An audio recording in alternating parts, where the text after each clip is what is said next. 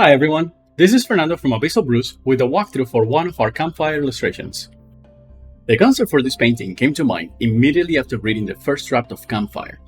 It's a bit of a simplified high concept piece. I didn't want to just show one type of weather. I wanted to show a kind of weather montage where the party's going through the vicissitudes of different conditions. Obviously I can't fade between shots and print the paper. Not yet at least. So I had the idea to do it in 3 panels, which later thought about separating using foreground trees. The point of this image is to show changing weather, and that's why I used the same characters, setting, and perspective. The only thing that changes from panel to panel is the weather. I always try to push myself when it comes to perspective and composition, but this image has a very basic side profile view. That is on purpose. I did it as an homage to the Oregon Trail. I don't know if it's because I associate it with travel and games, because I recently played and loved the new remake, or a combination of both, but I knew that I wanted to include a nod to the seminal video game in a module about travel. I was ready to push and fight to have this illustration in Campfire, but I didn't have to. Matt and I are usually on the same page about most things, and he's really good at letting me handle the illustration side of things. Having said that, I still sent it to him for approval since that's our normal workflow, and fortunately he loved it as much as I did. I looked at a lot of horse references for this, as well as mud and horses strutting in muddy, rainy conditions. I'm happy with the overall proportions and anatomy of the horse. You'll notice that I made some adjustments at the painting stage later. I actually learned a lot about drawing horses with this illustration. Mainly, that even though we very easily can identify a horse from a cow in real life, the features that differentiate them are actually not that dramatic. This horse was looking a lot like a cow at first, and it only took very minor adjustments to turn it into a horse. Matt's favorite D&D race is the Kenku, so I always try to include them in stuff we do. I can't promise we'll have a Kenku in everything we release, but I can promise you that I will at least try to include one every time. Coming up with a color palette that works for all 3 weather conditions was quite a challenge. I didn't want it to be too colorful that it overpowered the snow scene, too dark that it got lost in the rain scene, or too muted that it drained the happiness of the sunny scene. Rendering snow scenes is pretty tricky. Snow is very reflective, and overcast days cause the light to spread all over, which is why you don't see cast shadows when the sun is occluded by clouds. Cast shadows and other dramatic lighting helps to make a scene more appealing and interesting. But when the light is spread all over and bouncing off all the snow everywhere, it's much harder to give things volume.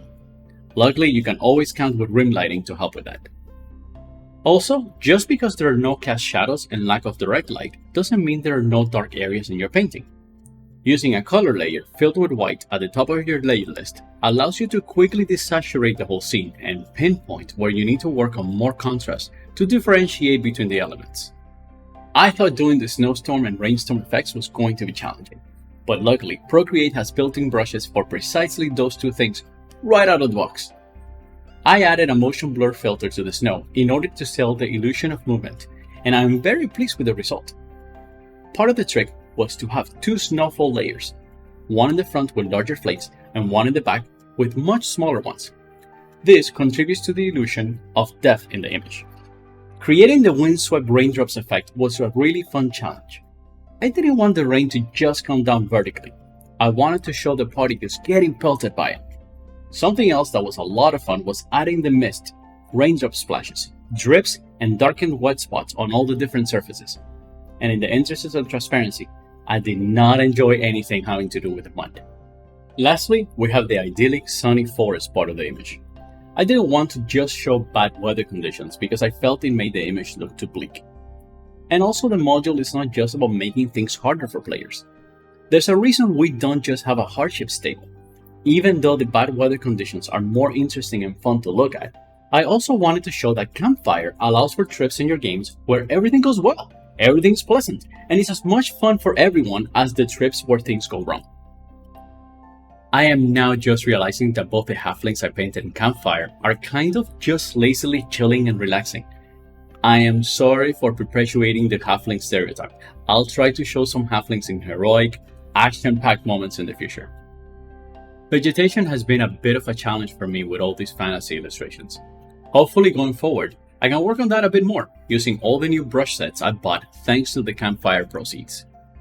I went back to the rain scene and added some puddles and worked on the mud a bit more. I neglected the bottom part of the image a little bit because I knew it would be blocked off by the foreground vegetation, but better to be safe than sorry. Plus, it's a nice painting exercise for the future. Anything that results in a little bit of learning for future paintings is time well spent. Even if it makes the current job take longer than necessary, it will pay off in the future. Adding the cast shadows from the trees on the wagon was more than a bit challenging, and I'm still not super happy with it. That's on me. I didn't look at references, and now I'm kicking myself for it. Always look at references. The foreground trees were a lot trickier than it looks.